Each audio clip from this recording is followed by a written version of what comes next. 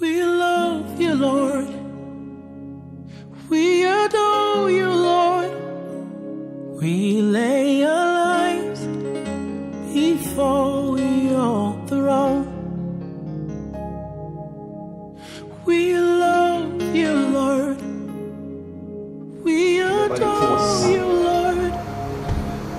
Wengi wamejua siri fulani zilizo katika ulimwengu ya roho, na ndoto ina maana katika maisha yako. Wengi wamezarau ndoto. Jana tulijifunza kwamba shetani ameachilia dhambi. Dhambi huwezi kafunga uhusiano wetu pamoja na Mungu. Na tukajua kwamba ndoto iko nafasi au ni njia au ni uhusiano ya Mungu pamoja na mwanadamu. Ni kuwasiliana na ulimwengu ya roho ili uelewe siri zilizofichwa.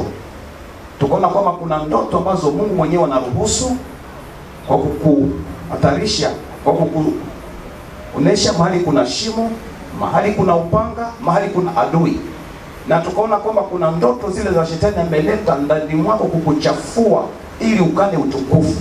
Na tukaona ndoto nyingine zalingana na vile uliofanya kazi, ulipochoka na mawazo yako yakachoka, ukaota vibaya. Tumejifunza jana kuhusu njozi za Nebukadneza alizopata katika usiku. Mungu akamuonesha sanamu moja ambayo ilikuwa na kichwa chake cha dhahabu, kifua chake kilikuwa cha fedha, na kiuno chake kilikuwa cha shaba, na miguu yake ilikuwa ni ya chuma, na nyayo zake zilikuwa chuma na udongo. Tukaona juu ikatoka juu na ikaja ikapiga hii nyayo, na hiyo sanamu kadondoka ikawa makapi. Pakaja upepo kutoka mahali fulani na ukapeperusha hii sanamu, hii makapi, na hii jiwe ndogo ikainuka katika nchi nzima, na ndio ufalme wa Mungu. Tukaona kwamba hii ni mafalme yaliyotawala katika hali ya kutuonesha ufalme utakaotawala tangu mwanzo mpaka siku za mwisho. Baadaye nikaona katika njozi za usiku, ni mambo ya njozi, ni Mungu anazungumza. Watu wengi wamezungumziwa lakini hawajawahi elewa na wamezarau ndoto. Mungu analeta ujumbe wake kupitia njozi. Hajakuja live, lakini anakuja kwa njozi. Anasema baadaye nikaona katika njozi ya usiku, na tazama nyama wane, ni wale tumeongea, wenye kutisha, mwenye nguvu, mwenye uwezo mwingi. Hawa wengine, simba haikuwa ya kutisha, dubu haikuwa ya kutisha, chui haikuwa ya kutisha, lakini hii nyama ya ine ilikuwa ya kutisha. Anasema naye alikuwa na maneno, alikuwa na meno ya chuma makubwa, alikula na kuvunja vipande vipande na kuyakanyanga mabaki kwa miguu yake, na umbo lake lilikuwa mbali kabisa na wale wa kwanza, naye alikuwa na pembe 10. Yeye ni tofauti sana ya zile nyama ambazo tulikuwa tumeongea. Biblia inaeleza kwamba alikuwa mbali. Tafsiri yake ni mbali sana.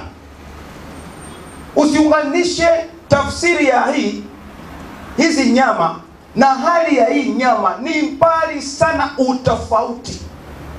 Inabidi tuweke makini sana kwa hiyo nyama. Anasema alikuwa na pembe 10, na hizo pembe kukaondolewa pembe moja na kukainuka pembe, kukaondolewa pembe 3 na kukainuka pembe moja ambayo ilikuwa na macho na ilikuwa na kinywa. Sijui umewahi na pembe na kinywa. Bwana Yesu asifiwe. Ufalme wa Rumi ulipopotea ukagawanyika kwa mafalme ngapi? 10. Vidole 10 juu ya sanamu. Kwa nyama yaonekana pembe ngapi? 10. Ni ujumbe huo uliopita kwa Nebukadneza. Ni ujumbe umekuja tena kwa njia nyingine, kwa kupea ufunuo kulingana na mafalme yanayotawala katika ulimwengu ya roho. Ni siri za watu ya waamini. Hapa ni kisiasa, kilionekana hali ya mafalme kwa inayotawala kiserikali. Lakini hapa ni utawala wa serikali kwa vitu vya kiroho vinavyomhusu Mungu, kwa kuandalia watu wa Mungu kujikeshea, kwani siku ziko mbaya. Hii ni password ambayo Mungu anaachilia kwa watu wake, ambao wa mataifa wale wasiomjua Mungu, wasiojifunza hawataelewa. Wanaweza sikiwa. Na Mungu anasema lazima nitafunua siri kwa watu wangu. Lakini wale hata alisoma, hata ni wenye hekima, hawataelewa usipokuwa na roho wa Bwana. Roho wa Bwana ameachiliwa kwetu mchana wa leo. Tuone siri ambazo zimefichwa, na ndio mwisho wetu wa dunia. Pembe 10 inamaanisha inchi 10 iliyotawala. Hii ikainuka katikati zingine zote na ikawa ndefu. Sisi naongea neno la Mungu. Na ikawa na midomo, ikawa na kinywa kama cha mwanadamu na macho kama ya mwanadamu. Ikavunja pembe 3 na zikabaki 7. Zilipokuwa 7, yeye akainuka wa 8. Soma Biblia, Ufunuo 17 mstari wa 11. Mungu atuzungumzia kuhusu hali ya mtu. Ni ufalme wa mtu ambao umeinuka katikati ya mafalme zinazozunguka hapo Rumi. Kwa ufalme wa Rumi ndio ulikuwa ufalme wa chuma. Na huu ufalme ngali na nguvu unafanya kazi. Soma Ufunuo 17 mstari 11. Na yule mnyama aliyekuwapo naye hayuko. Yeye ndiye wa 8. Unanielewa? Yeye ni wangapi? Wa 8. Ni mafalme 7 zilikuwepo, naye anapoinuka amevunja 3. Zilikuwa 10. Alipovunja 3 zikabaki 7. Naye anapotawala zinakuwa 8. Neno la Mungu lakamilisha, naye anaenda kwenye uharibifu. Kazi anapoinuka ni kuja kuharibu, kwa kumaliza na kukanyanga na kuharibu kila kitu. Sasa huyu pembe ndogo ni utawala wa kidini, tena wa kisiasa, vitu vya kiroho na vitu vya dunia, vitu vya mwili. Unamaanisha yote mbili, ya kiroho na ya kidunia, yapo yanachanganya. Una sura ya Biblia yanaonekana mbele, lakini ndani ni ubaya. Sisi naongea neno la Mungu. Hizi ni siri ambazo Danieli amepewa ili watu wa Mungu wajiandae, kwani siku ni mbaya. Tuone pembe huyu ndogo. Danieli 7:23 na 25. Tuone tabia zake. 23. 7:23 na 25 anasema, huyu mnyama wa 4 atakuwa ni ufalme wa 4 juu ya dunia. Anakamilisha ufalme wa 4 kulingana na hiyo picha. Ufalme wa kwanza ulikuwa ni kichwa cha dhahabu. Ufalme wa pili ulikuwa ni wa fedha, yani Medi na wa Persia. Ufalme wa 3 ulikuwa ni wa Griki, wa chui. Sasa ufalme wa 4 ni ufalme wa nini? Roman, Warumi. Mungu anapenda kutuhakikishia ni wapi ndio kuna utawala.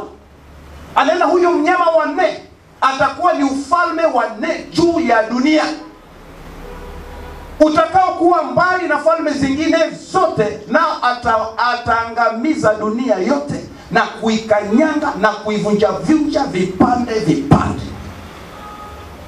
Ufalme wa Kirumi. Wewe umetazamia sana nyayo, lakini Mungu anaweza kwamba hizo nyayo pamoja na hii miguu ya chuma, hii miguu ingali na tawala, kwani kuna walimix udongo na nini na chuma. Kusema udongo inamaanisha vitu ambavyo havina nguvu, haviwezi vikaungana na nini na chuma. Chuma ndio ina nguvu. Sasa utawala waonekana kwa miguu, kwa nyayo, lakini nguvu zatokea kwa njia ya utawala wa kiroho. Bwana Yesu asifiwe. Anasema ufalme wa 4 juu ya dunia ulio mbali na ufalme zingine zote.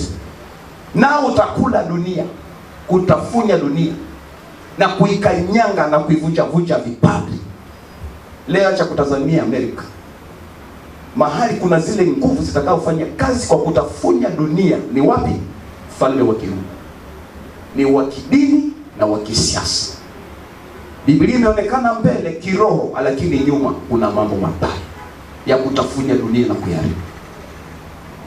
25. Na hapo ndio sasa kuna shida. Danieli 7:25. Anaponena kinyume cha Mungu, naye atawazofisha watakatifu. Atazofisha watakatifu wake aliye juu. Naye atazimu kubadili majira na sheria, nao watatiwa mikononi mwake kwa wakati na nyakati 2.5 ya wakati. Hiyo ndiyo kazi atakayefanya huyo nyama. Atanena maneno ya kinyume. Haya maneno ni maneno gani? Atabadilisha sheria za Mungu, na taribu kubadili majira.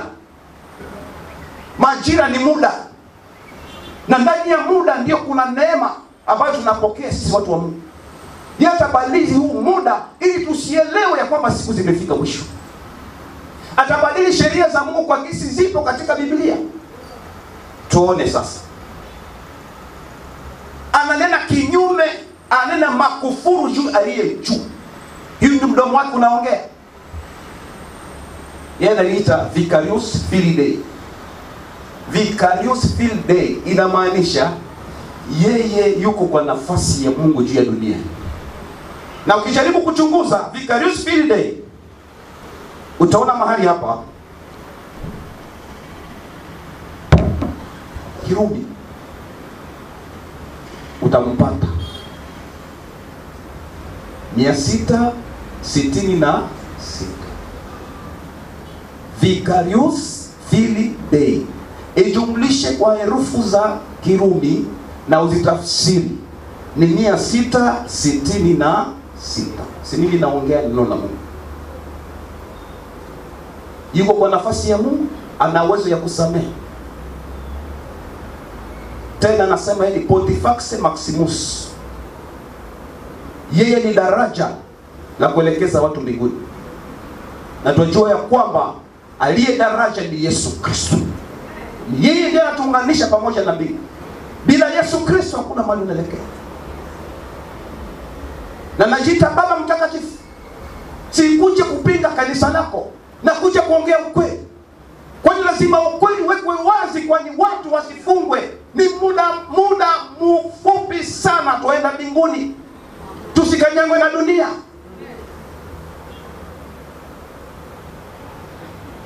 Duniani hakuna mtu atajiita mtakatifu, Baba Mtakatifu. Baba aliye mtakatifu ni Mungu peke yake. Kulingana na kitabu cha Mathayo kinaongea. Mathayo 23:9. Duniani usijiite Baba Mtakatifu. Baba peke yake ni Mungu. Naye atanena maneno kinyume mbele ya Mungu. Wanena wewe uko kwa nafasi ya Mungu. Wewe ni daraja ya kuelekeza watu mbinguni. Jina lako limetajwa tayari, imeonyesha kwamba wewe ndio ule ambaye alitajwa katika Biblia. Anasema hivi. Ana macho yanayoongea, macho yanatazama. Ana security kubwa katika dunia nzima. Na hiyo security yake inaitwa FBI. Wanaweza kukontrol kila mahali ulipo, watakushika. Ana watu wako katika kila inch FBI kwa kutazama, kwa kushughulikia mipango yake. Leo kama utakuwa na hasira juu yangu, kasirika. Nitaongea na lazima uokoke, badilike. Ukweli utabaki ukweli. Na hii pembe ndogo ina macho, na misingi yake yatoka kuzimu. Ni nguvu za giza ambazo zina uwezo na mamlaka katika ulimwengu ya giza. Na kuona misingi yake yatoka Babeli. Utaona kwa dola moja kuna ile wanaitwa pyramid. Hii pyramid inatoka wapi? Wanaisha picha ya Babeli. Babeli ambao sasa ni mnara ambao umejengwa, lakini unapochunguza na pembe ndogo utayaona kwamba ni pembe ndogo ambayo ina jicho. Hapa kuna dola moja. Ukijaribu kuiona kuna mnara na una jicho. Jana mmoja ya njia kwenye misingi ambayo ina nguvu na mamlaka katika ulimwengu ya giza. Na inatazamwa kila mahali. Chunguza. Peana mwenzako, kila mtu angalie. Na ukisoma juu ya Babeli, Babeli ni Freemason, devil worship ambazo zilizojenga mnara ili waende mbinguni katika hali ya dhambi. Na ndio hiyo misingi ya hitaji watu waende mbinguni na hawajamjua Mungu. Na ndio misingi inayotawala, ni mafundisho yanayotawala dunia kwa kutafunya dunia na kuharibu na kufunyanga dunia ili watu wasielewe Mungu jinsi alivyo. Yesu atakapokuja na kukuta mwende motoni. Biblia inaeleza kwamba alifanya vita na watakatifu na kuwashinda. Hivi vita havianza leo. Utawala wa Kirumi, huyu wa chuma, Yesu akafia msalabani wapi? Wapi? Rumi. Alifanya vita na watakatifu na akawashinda. Yesu alifia wapi? Rumi. Mungu anapenda kutuonesha kwamba kuna utawala unaotawala dunia nzima. Si utawala wa Amerika, ni utawala wa kidini na wa kisiasa. Wameleta picha mbele ya Biblia, lakini nyuma ni ubaya. Kiti cha enzi cha Mungu Shetani hapo ndio kimetupa. Akawaonesha kwamba mtu atakayeingia mbinguni ni wale waliosimama katika imani ya kweli. Alipigwa vita. Si matendo ya sheria ndio itakuokoa, lakini kupitia imani. Alipigwa vita na watu waliliwa, wengi wakaweka katika shimo, wengi wakapigwa, wengi wakaliwa na nyama, na akakimbia Amerika. Na akaitwa, amefanya wanaita wa reformateurs wa Protestants, waliojigawa kwa ubaya uliotokea, alafu wakaruka akaanza kanisa mpya wakaita wa Protestants. Bwana Yesu asifiwe. Aliua watakatifu na kuwashinda. Yesu naye akafa msalabani. Anaongea kwamba alibadili amri takatifu. Amri ya kwanza, usiwe na miungu mingine ila mimi. Ya pili, usijifanyie sanamu ya nini? Ya kuchonga. Ukichunguza Biblia zao wametoa hiyo shairi, hiyo amri wametoa, kwani sanamu zaonekana kwa madhabahu. Na sanamu ikiwepo, elewa ni utawala mwingine. Tawala mwingine umeingia. Devil worship zipo. Kuna mamlaka katika haya madhabahu. Hiyo ameitoa. Usiwahi kusoma sheria za Mungu. Biblia inaeleza kwamba atabadili amri takatifu. Ni mambo yaliyotajwa kitambo, si leo. Bwana Yesu asifiwe. Miaka 606 mpaka 589 ndio mambo yaliyotajwa. Na leo tuko kwa miaka ngapi? 2020. Angalia ni miaka mingapi? Ni ufunuo unakuja baadaye. Unaandaa watu wa Mungu katika siku za mwisho. Amebadili siku ya ibada. Ibada takatifu imebadilika. Mungu anasema mtaabudu hivi. Watu wamebadili siku ya Bwana, wanafanya siku zao ni amri takatifu. Huyu pepe dogo amebadili ibada. Bwana Yesu asifiwe. Na ukichunguza hiyo sheria, amri 10 ya Mungu, anakuja kuchukua ile ya 10 kukamilisha ile ya pili kwanza ameiondoa ili iwe 10. Usitamani nyumba ya jirani yako, au usitamani mke wa jirani yako au mfanyakazi wake. Sasa amegawanya, anachukua usitamani nyumba ya jirani yako. Hii inakuwa amri ya 9. Ya 10, usitamani mshakazi wala chochote ndani ya nyumba yako, imekuwa amri nyingine. Japo kwa ni amri moja, ameigawa mara pili, kwa ni ile ya pili ameiondoa. Jumbe uliooneshwa katika siku zilizopita, ili watakatifu wa Bwana waweze kujipanga ya kwamba tuna adui anayesimama. Bwana Yesu asifiwe. Pole sana huko. Kama nimekugusa basi acha nikuguse. Kubali nikuguse. Kubali nikuguse. Ibada zinapotendeka mahali kuna sanamu, mahali kuna miungu, si ibada takatifu. Ni spirit za kuzimu zinafanya kazi. Wana mavazi ambao wanevaa ambao zinafanya kazi. Na haya mavazi marefu zina maana na rangi tofauti. Ukienda kwa Google kuona mavazi yale yanayovaliwa kwa ulimwengu ya giza, kulingana na haya mavazi katika ibada, utaziona zina majina na nafasi yao kwa kufanya kazi ya kuneutralize spirit ya Mungu ndani ya watu. Acha kuiga. Na wengi wameshiriki katika hali ya hizo ibada bila kujua. wamekopi katika hizo ibada. Kuna yule ambaye anaitwa Malkia wa Mbingu. Malkia wa Mbingu katika kanisa ameabudiwa, ameombewa, utuombee kwa Baba aliye wapi? Mbinguni. Na hakuna njia nyingine isipokuwa Yesu Kristo peke yake ndiyo njia ya kuelekea mahali kuna Baba. Anasema mimi ni njia ya kweli na ya uzima. Hakuna yule ajaye kwa Baba isipokuwa kwangu mimi. Sasa kumekuwa njia nyingine, anaitwa Malkia wa Mbingu. Spiriti hajaanja leo, ni katika Uyudea kitambo. Soma kitabu cha Yeremia 7:16. Misingi ni ya Kirumi, lakini huu anapoinuka ni falme wa 8, na huu falme wake ni unaoitwa Vatican. Watembea kisiasa na vitu vya kiroho, kidini na kisiasa. Yeremia 7:16-20. Huu ni ujumbe ulitolewa na Daniel. Si mimi naoongea, ulitolewa kitambo ili kwa siku za mwisho tuwe na makini, kwani yeye ndiye atakayemaliza dunia. Yeremia 7:16 anasema, basi wewe usiwaombee watu hao, wala usiwapazie sauti yako, wala kuwaombea dua, wala usinisii kwa ajili yao, kwa maana sitakusikiliza. Endelea hapo chini 18.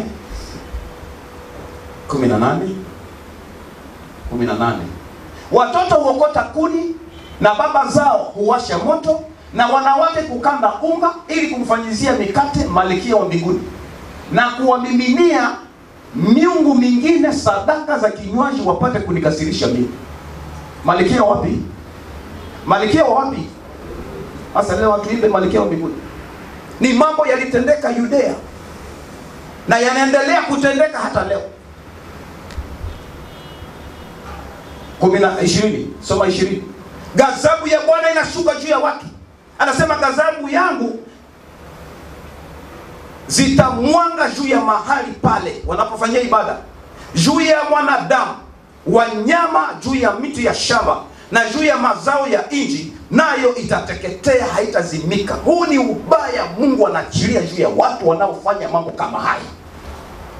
Leo tuwaishi katika maisha ya kutojielewa.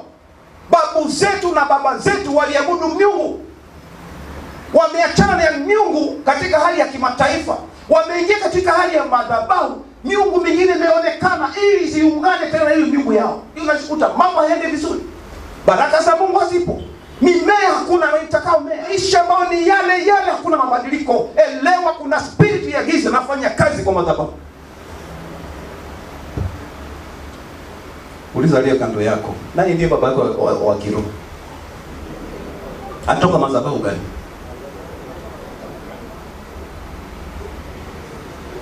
Na unaposoma kitabu cha Efeso sura ya 1 mpaka wa 2, aongea kuhusu kuna ufalme wa mbingu.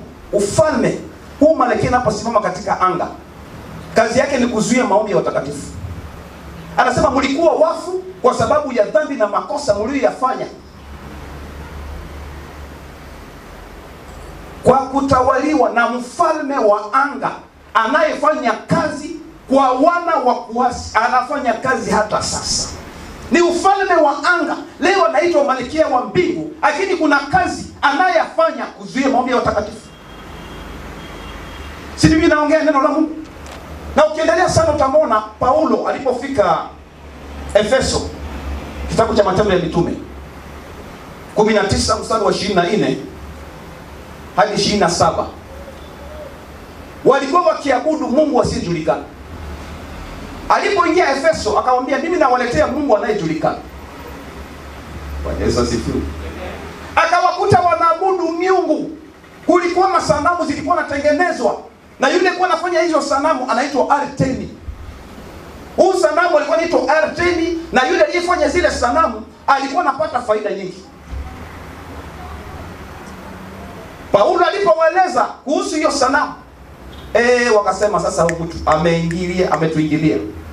Tufungulie pale Matendo ya Mitume 19:24. Hii yenu ina hatari ya kudharauliwa tu, bali na hekalu la Mungu mke aliye mkuu. Artemi kuhesabiwa si kitu na kuondolewa utukufu wake. Nanielewa, ambaye Asia yote pia na walimwengu wote humwabudu. Ni spirit ya mwanamke ambayo inaabudiwa katika ulimwengu wote. Tufunguke macho. Mungu ana sababu juu yako kufunulia siri. Si kila mahali utaenda ukiabudu. Sikiliza Roho Bwana anakuzungumzia nini. Ni madhabahu ipi utatumbana naye. Na makanisa mengi yameungana, nguvu wanazotumia kwa madhabahu wanazitosa huko. Amosi 5:21. Mungu anazungumzia Amosi 5:21 mpaka 24. Anasema nazichukia siku kuu zenu, nazidharau, sipendezi na makutano yenu ya dini. Huyu ni Mungu. Utaona watu wamekuwa wengi, unasema mahali kuna watu wengi ndio Mungu alipo. Sivyo. Asema nazidharau mikutano yenu ya dini. Na anasema 22, hata mwanitolea sadaka zenu aina mbalimbali sitaziangalia. Umetoa, wengine wanatoa magari, wengine wanatoa sadaka ni nyingi, lakini sitaziona. Kwani mwanichukuza mimi Mungu. Madhabahu umeyachafua, misingi si ya Mungu, misingi ni ya mapepo inayohudumu kwa kufanya makufuru pamoja na watu wa Mungu. Ina macho kitazama, inaongea makufuru na kufanya vituko kwa madhabahu ya Bwana. 23, niondoleeni kelele za nyimbo zenu, kwa maana sitaki kuzisikia sauti za vinanda vyenu. Watu watapiga vinanda, watu watapiga kelele, watu watasifu, watainua mikono, lakini Mungu anasema ondoweni sauti zenu mwapiga kelele mbele yao. Angalia mahali ulipo. Je, uwepo wa Mungu upo kwa kweli? Umebadilika? Ili ugundue ya kwamba hii spirit haifika kwa madhabahu. Wewe mahali unapoabudu, tangu uliingia unajikuta kubadilika, unajikuta kuchange. Tabia zako za kitambo zinabadilika. Unajikuta uwepo ya Mungu ndani yako, kuna msukumo ya maombi na kuachana na dhambi. Leo umefika mahali kuna kitu cha Bwana, ni madhabahu ya Bwana. Lakini mnakaa katika madhabahu, hakuna mabadiliko. Roho chafu ndiyo hiyo uliyokuwa nayo miaka 10, ndiyo hiyo unayo. Wajikuta hakuna mabadiliko katika hali hata ya kutoa. Jua hii kiti kinatawala dunia nzima na kinasinga inayoconnect kwa madhabahu mengine wote. Bwana Yesu asifiwe. Sikusema utaona miujiza mahali kisha unasema Mungu yuko pale. Fanya angalisho. Kuna miujiza mingine inatendeka si ya Mungu, inayoconnect na utawala wa huyu katika madhabahu yake. Na kila mahali utamuona lazima awe na watu wake wanaomfuata kila mahali. Yesu asifiwe. Anasema atabadilisha majira. Daniel 7:25. Atabadili majira. Alibadili sheria za Mungu na anabadili majira. Siku inaanza saa ngapi? Halo. Siku inaanza saa ngapi? Saa 6. Si ndivyo? Lakini ukisoma kitabu cha Mwanzo 1:5, akasema mchana akawita nuru, usiku akaita nini? Giza akaitwa nini? Usiku. Inamaanisha wakati unaona tu mwangaza asubuhi, elewa siku imeanza. Kuanzia saa 12, elewa siku imeanza kulingana na Mungu. Inapokuwa jioni, wakati giza imeingia, elewa imeanza usiku. Siku imeisha. Biblia tueleza kwamba ikawa asubuhi, ikawa jioni, siku moja. Lakini leo huu utawala wa Kirumi ukaleta kuanzia saa 6 za usiku mpaka saa 6 za usiku. Ndio siku moja. Ni uongo ni kweli? Alibadili majira. Tuone sasa. Wiki ni siku ngapi? Si ni siku 7. Ukizimlisha kwa mwezi moja, ni siku ngapi? 7 kuzimlisha na siku na 4 ni ngapi? 28. Inamaanisha mwezi mmoja una siku 28. Lakini leo utaona kwa kalenda ya Kirumi kuna 28, 29, 30, 31. Nani aliweka? Alibadili majira ili wanadamu wasielewe. Si mimi naongea, ni neno la kulisha mwaka 28. Miezi 28 kwa mwaka mmoja. Inamaanisha kwa mwaka kuna siku 336, si hivyo? Lakini tuliposoma wakasema mwaka una 366. Alibadili na majira. Watu wasielewe kwamba tunafika siku za mwisho. Ufunuo 13:12 hadi 16. Hapo ndio sasa kuna kile ambacho Mungu anahitaji atuzungumzie mchana wa leo. Anasema alifanya dunia yote wakao ndani yake kumsujudu. 15. Na kufanya hao wote wasio msujudu sanamu na mnyama wauawe. 16. Awafanya wote wadogo kwa wakubwa, matajiri kwa maskini, walio huru kwa watumwa, wawekwe wote chapa katika vipaji vya nyuso zao, na mkono wako wa kuume asipokuwa na hiyo chapa asinunue wala kuuza. Jina lake na hesabu lake ni 666. Leo tuko katika siku za mwisho. Hivi dole, yani mafalme yote yeye ndiye anatawala. Sema kitu chake yeye yuko mkuu. Hao wengine wako chini. Ana mamlaka juu yao. Sasa akafanya wadogo na wakubwa wote wamsujudu. Matajiri au maskini. Sasa akaamuru wawekwe chapa katika vipaji vya nyuso zao na mkono wa kuume, asipokuwa na hiyo chapa asinunue, asiuze, asivuke mpaka, asiingie kwa ndege, asifanye chochote. Leo kuna mpango ambao umekamilishwa sasa, na unauona kwa macho, umefikiria ni mambo ya kisiasa, lakini ni chapa imewekwa juu yako sasa. Leo ugonjwa umekuja. Leo kumenuliwa president mpya. Anakuja kukamilisha hii mission. Wanahitaji government iwe moja. Wanahitaji wapunguze watu juu ya dunia. Watu ni wengi, hawataweza kuwa control. Kwani ni system ambayo iliwekwa kitambo, si leo. Leo wanakuja kuikamilisha. Kumaliza watu ni kuwaingiza katika hali ya magonjwa. Na ndio COVID imeingia. Wanakamilisha mpango wao. Na watu watapewa chanjo, na hicho chanjo kinapoingia ndani mwako tayari kina connect. Haya macho yatakuona kila mahali. Hii jicho litakuona. Bwana Yesu asifiwe. Economy yako watakuona. Usipokuwa na hiyo chanjo, hutauza wala kununua. Utasafiri. Utaingia hospitali usipokuwa na chanjo. Utaingia hata stadium usipokuwa na chanjo.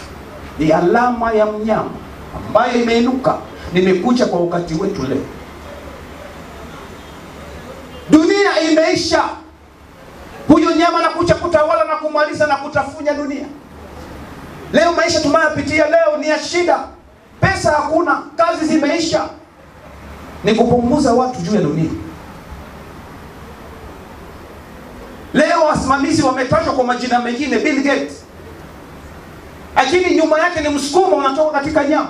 Nyama hii pamoja na utawala huu.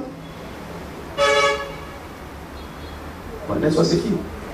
Na leo waelewe ya kwamba maisha iko mikononi mwa daktari. Amepewa password ya kufanya chochote juu yako. Leo kuna program ya kupunguza watu juu ya dunia.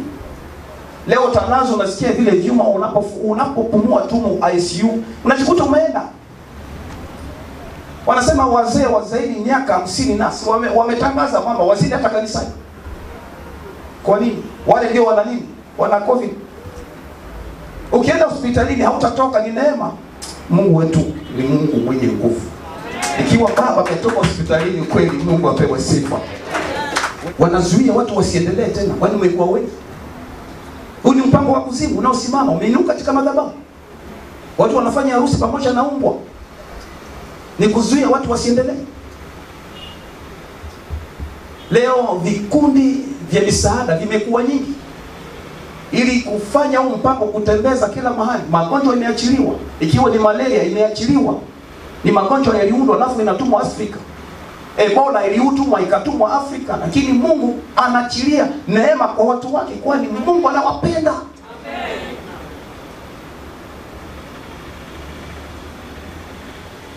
Chunguza muda tunaopitia. Tuko siku za mwisho. Usitembee kwa jinsi dunia imejipamba. Huyu ana nguvu na ana mamlaka. Ana uwezo. Na yeye ndio saini ya mwisho. Kwa saini vile Mungu alivyoongea kwamba mimi nakuja upesi. Utakapoona mambo kama haya, inueni vichwa vyenu. Na unapofika Danieli 7:26 na 8 nasema, lakini hukumu itawekwa, nao wataondolewa mamlaka na kuiangamiza hata milele. Hizi siku zitafika, zitakuwa Mungu atapanga. Anasema hata watakatifu wa Bwana watafika hatua na tafuta kata tumaini. Lakini Mungu ndio muda atakuja kuwaokoa. Inaongelewa kwamba ni mateso ya Yakobo. Alipofikia mwisho ya kupata kitumaini, Mungu akamjia malaika wa Bwana akaja. Siku zimefika. Leo ibada itakuwa moja. Na watalazimisha ibada iwe siku moja. Na angalia ni siku ya Bwana ndio watainua hiyo ibada. Hapo ndio Mungu atafunua siri kwa watu wa Mungu. Anasema ibada itakatifu ifanywe siku fulani. Hii ya kipepo achana nayo, kwani mimi sitawaona tena. Lazima Roho wa Bwana tumwalike katika maisha yetu. Afungue masikio yetu ya ndani, atueleweshe siri ya kwamba zimeingia. Mapasta wengi leo wameungana katika makanisa. Utaona hali yao ni ile ile. Watu wanaabudu miungu. Madhabahu mengi ni kichawi, uchawi ndio unafanyika katika madhabahu. Wametegemea picha za watu, wameziweka, wanasema hii picha nikitembea naye najua ni ukingo. Hii ni masanamu zimewekwa. Mafuta si mabaya, yako katika Biblia. Roho wa Bwana akikuzungumzia uweke mafuta juu ya jambo fulani. Lakini leo mafuta imetelewa, kila mtu kwa pochi ni mafuta. Hizi ni masanamu unazibeba. Ibada za mafuta zimeteleka. Kukanyanga ndani ya mafuta. Mtoe pesa ili utabarikiwa. Wewe una dhambi tele, haupendi kusamehe. Wewe ni mzinzi, haupendi kuachana na dhambi. Hizi pesa unazotoa kama sadaka hazitakufalia chochote. Ni machafuko mbele ya Bwana. Yanasema kanisa lazima itakase. Itakasiki katika siku za mwisho. Amehitaji watu wawe wasafi ili atakapokuja kutenganisha iko tayari. Na waeleza hii jiwe ndogo ilionekana ikashuka juu ya kupiga sanamu, iko karibu inaanza shuka sasa. Kwa hizi dalili zimeonekana kwa macho. Wewe mwenyewe ni shuhuda. Karibuni tunachanjwa karibuni. Upende usipopende watakuchanja. Wale watakakataa kuabudu, hiyo siku itawekwa. Watakakataa hiyo chanjo, lazima watauawa. Hautaingia supermarket usipokuwa na hiyo kadi. Si mimi naongea, neno la Mungu. Hapo hakuna mtu ambaye aliyesoma. Hapo ni imani yako pamoja na Mungu. Wengi watangangania kazi zao. Wanasema kwa angalau ni chanjo kuliko kufanya nini? Kupoteza kazi. Lakini nakueleza ni muda mdogo sana. Angalau uwe maskini katika siku dogo unaenda mbinguni. Watalazimisha siku yao, lazima muabudu. Kwa hiyo waweze kuwa control. Wewe ambao unaelewa kwamba hii si siku ya Bwana, achana na hiyo siku, enda abudu siku ya Bwana. Roho wa Bwana lazima afanye kazi katika siku za mwisho. Tusipopata ufunuo kama huu, watu wataenda katika upofu. Na watangazie mwaka huu, tunakaribia mwezi wa 12. Huu mwaka uliopita, hiyo somo nimefundisha mahali hapa. Roho wa Bwana amenipea tena neema, niwafundishe tena, nenda mkafundisha wenzenu ya kwamba tunakaribia mwisho. Tuko siku za mwisho. Leo injili ni baraka kuliko kuonesha watu ya kwamba Yesu anakuja, kuliko kuleta ufalme wa Mungu katika maisha ya watu. Watu wanatangazia baraka na pesa. Muda wa kutangaza pesa ni muda wa kuandaa watu wa Mungu kumrudilia Bwana. Ikiwa ungali na uzinzi, tubu na utengeneze. Ikiwa ndani yako unajikuta kuna hasira, tubu na utengeneze. Kwani Yesu anasema mimi nakuja kwa wale ambao mavazi yao yamekuwa safi, si kwa watu ambao wana uchafu. Na Mungu amekuja katika revelation. Kila siku anafanya revelation, anakuambia mahali upo umechafuka, haupendi kuelewa. Roho wa Bwana acha kutembelea. Yesu anakuja. Yesu anakuja. Yesu anakuja. Upende usipopende anakuja. Anasema niko mlangoni pako nikibisha. Na wakati anabisha nakwambia tena na hiyo dhambi. Toka katika hiyo hasira, samehe watu. Moyo wako umekuwa mgumu. Achilia watu. Mimi nahitaji nikuje niingie nikae. Kwani zile nguvu zilio ndani mwako zitakuwezesha utakapokuja. Utapanda na hizo nguvu ndizo kueleza. Hizo nguvu ndizo zitafanya kazi za utakaso. Si nguvu za kuomba tujuju zile zilizokaa na ukazuia kwa dhambi. Roho wa Bwana akakaa ndani mwako. Ndiyo simako itakapokutoa chini na kupandisha. Hata ukifa leo ndani ya Yesu, hiyo simako itabaki ndani mwako. Parapanda itakapolia itakutoa katika makaburi na kupandisha mbinguni. Tutabadilisha sote. Biblia inasema hatutawatangulia waliolala, lakini sisi sote tutanyakuliwa pamoja katika hewani. Tumlaki Bwana napokuja. Ni kwa wale mavazi yameoshwa, mavazi ambayo yametakaswa na damu ya Yesu, wanaloichunguza ndani ya maisha yao ya kwamba tunaachana na dunia. Yesu anakuja. Anakuja. Anakuja. Simama kwa miguu yako. Pia Bwana unaweza. Unaweza. Waweza. Yesu waweza. Yesu waweza.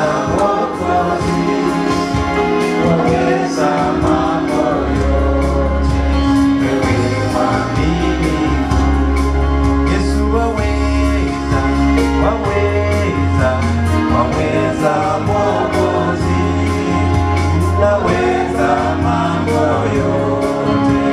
Wewe mwaminifu. Yesu naweza. Waweza. Waweza. Waweza Mwokozi. Yesu waweza mambo yote. Yesu anaweza kubadilisha maisha yako.